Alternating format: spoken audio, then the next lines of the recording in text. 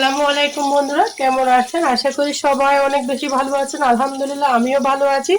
আজকে শেয়ার করব মান কচু বাটার একটা ভর্তার রেসিপি বলতে পারো বা কচুর বাটা বলতে পারো। সহজ রেসিপিটা শেয়ার করব। একটা লাইক দিয়ে সম্পূর্ণ ভিডিও দেখার অনুরোধ রইল। ভিডিওটা স্কিপ করবে না, স্কিপ করলে বুঝতেই পারবে না আমি যে মান কচুগুলোকে কিভাবে রান্না করেছি। মান কচুগুলোকে সুন্দর করে আমি কেটে ধুয়ে নিয়ে চলে এসেছি, একদম পাতলা পাতলা করে কেটেছি, দেখতেই পারতেছো। আর বন্ধুরা, আমার চ্যানেলে যদি নতুন বন্ধু হয়ে থাকো, আমার চ্যানেলটা আমাকে ভালোবেসে সাবস্ক্রাইব করে দেওয়ার অনুরোধ রইল। ভিডিওটা ভালো লাগলে লাইক কমেন্ট শেয়ার করতে ভুলবে না। এবার আমি চুলার মধ্যে চলে যাব বন্ধুরা, এগুলো পরিষ্কার করে নিয়েছি। বন্ধুরা, এখানে আমি আগে থেকে পানিটা ফুটতে বসিয়ে দিয়েছি। অবশ্যই ফুটন্ত পানির মধ্যে কচুটা দিতে হবে, না হলে কিন্তু গলা ধরার চান্স থাকে। আমার কাছে ভয় লাগবে, সেই জন্য আমি কচুটাকে একটু ভাপিয়ে নিব। তোমরা চাইলে এমনি বানাতে পারো, তবে আমার কাছে কচু জিনিসটাকে ভয় লাগে, অনেক সময় গলা ধরে, সেই জন্য। পানিটা ফুটে উঠেছে, এই পর্যায়ে দিয়ে দিব মান কচুগুলোকে সুন্দর করে আমি কেটে নিয়েছি। কারা কারা মান কচুর বাটা ভর্তা খেয়েছে অবশ্যই ছোট্ট একটা কমেন্টসে বলবো। মান কচু কিন্তু আমাদের শরীরের জন্য অনেক ভালো। পাতের ব্যথা দূর করে, শরীরের ব্যথা যন্ত্রণা, জয়েন্টের ব্যথা দূর করে। এই কচুগুলোকে আমি শুধুমাত্র একবার মাত্র ফুটিয়ে নিব। তোমরা আমার সাথে থাকো, দেখতেই থাকো। দিয়ে দিব আমি হালকা পরিমাণের হলুদের গুঁড়া,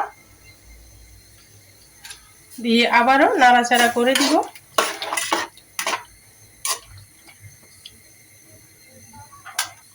দেখো বন্ধুরা, আমি ঢাকনা দিয়ে ঢেকে দিয়েছিলাম, এই পর্যায়ে ঢাকনাটাকে উঠিয়ে নিচ্ছি। আর কচুগুলো দেখতে পারতেছো ফুটে উঠেছে, এই পর্যায়ে আমি কচুগুলোকে উঠিয়ে নিব।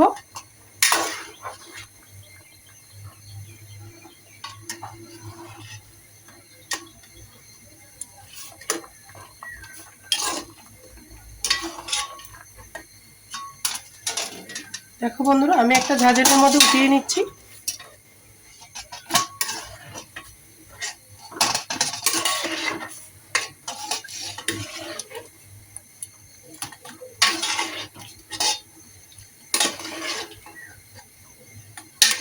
তোমরা এভাবে সিদ্ধ করে ফেলে দিবে পানিটা, তাহলে কিন্তু কার গলা ধরার চান্স থাকবে না।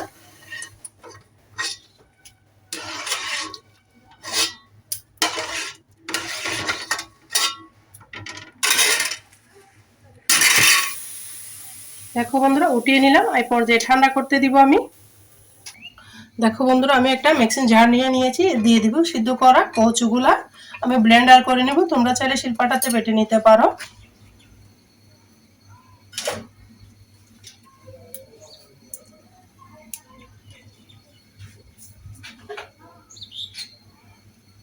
এতটা মজা বন্ধুরা, শুধুমাত্র এটা দিয়ে ভাত খেয়ে ফেলতে পারবা।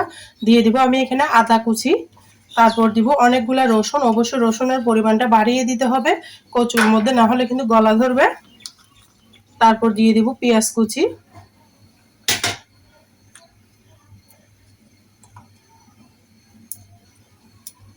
তারপর দিব আমি এখানে অনেকগুলা কাঁচামরিচ, এগুলো আমার ছাদ বাগানের কাঁচামরিচ।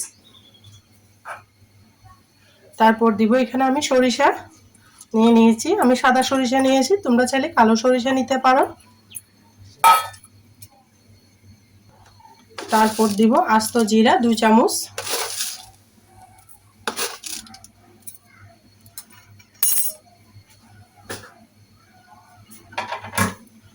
সবগুলা দিয়ে আমি সুন্দর করে ব্লেন্ড করে নিয়ে আসতেছি। বন্ধুরা সাথে থাকো, দেখতে থাকো। দেখো বন্ধুরা, আমি সুন্দর করে ব্লেন্ড করে নিয়ে চলে এসেছি। একদম মিহি করে ব্লেন্ড করতে হবে। দেখো কতটা মসৃণ ভাবে করে নিয়েছি, অনেকগুলা হয়েছে কচুগুলা। এই পর্যায়ে আমি কিচেনে চলে যাব, একদম সহজভাবে দেখাবো, কোনো ঝামেলাবিহীন বলতে পারো। চুলার মধ্যে একটা পাতিল বসিয়ে দিয়েছি, দিয়ে দিচ্ছি রান্নার রেগুলার সয়াবিন তেল। তেলের পরিমাণটা একটু বাড়িয়ে দিতে হবে।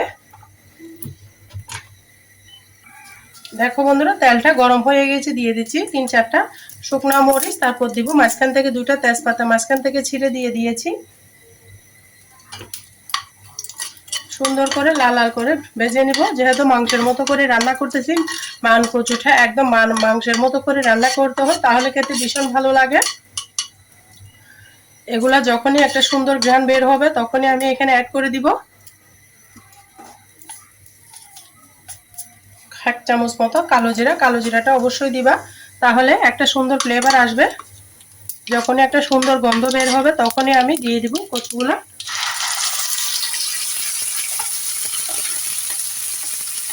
সমস্ত কচু আমি ঢেলে দিয়েছি, দেখতে পারতেছো।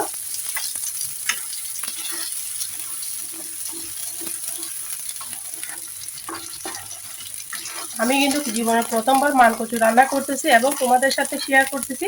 আমি কখনো মানকচু খাইও নাই, তবে মানকচুর ডাঁটাটা খেয়েছিলাম, কিন্তু মানকচু কখনো খাওয়া পড়ে না। এটা আমার ফুফাতো বোন এনেছে, তাই ভিডিওটা তোমাদের সাথে শেয়ার করতেছি। আমি বানাচ্ছি তাই তোমাদের সাথেও শেয়ার করতেছি। বন্ধুরা, মাংস দিয়ে অনেকজনে রান্না করে, আমার বোনে রান্না করেছিল, কিন্তু মাংস দিয়ে রান্না করলে কচুটা সিদ্ধ হতে চায় না। তাই তোমরা এটাই হচ্ছে বেস্ট, এভাবে বেটে বা শিল পাতা বা ব্লেন্ডার করে এভাবে বাটা করে নিলে কিন্তু খেতে ভীষণ মজা লাগে। চুলার আগুনটা কিন্তু আমি হাই ফ্লেমে রাখবো, রেখে নাড়াচাড়া করে দিব।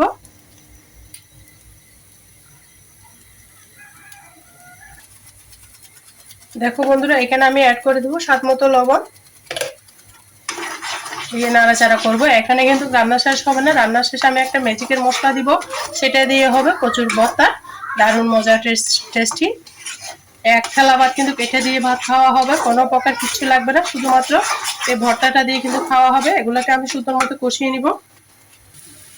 দেখো বন্ধুরা, কচুটা কিন্তু আমি নাড়াচাড়ার মধ্যেই আছি, অনবরত নাড়তেই হবে। চুলার পাশ থেকে দিয়ে সরে গেলে হবে না, অনবরত নাড়াচাড়া করতে করতে দেখতে পাচ্ছ কচুটাকে আমি কমিয়ে নিয়েছি। এই পর্যায়ে অ্যাড করে দেবো এক ফালি লেবু। লেবুটা অবশ্যই দিবা, তাহলে কিন্তু কচুর আরো স্বাদ দ্বিগুণ বেড়ে যাবে।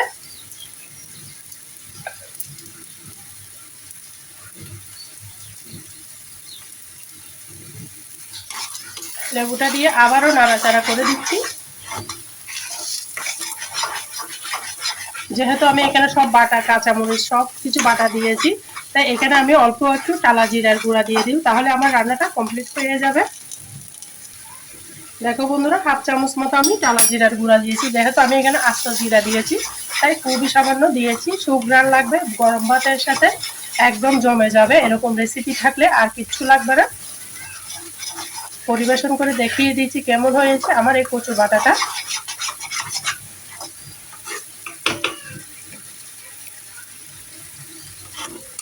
একদম অনবরত নাড়াচাড়া করে এই কচুটা রান্না করে নিতে হবে। দেখো বন্ধুরা, কেমন হয়েছে মান কচুর বাটাটা, অবশ্যই ছোট্ট একটা কমেন্টসে বলবা। আর তোমরা যারা আমার সাথে এতক্ষণ পর্যন্ত ভিডিও জুড়ে আছে, সবাইকে অসংখ্য ধন্যবাদ। আর ভিডিওটা ভালো লাগলে লাইক কমেন্ট শেয়ার করতে ভুলবে না। আমার কথার মাঝে, ভিডিওর মাঝে কোনো ভুল টুট হলে সবার দৃষ্টিতে দেখো। সবাই ভালো থাকো, সুস্থ থাকো। আল্লাহ হাফেজ। আসসালামু আলাইকুম রহমতুল্লাহি ওয়া বারাকাতুহু।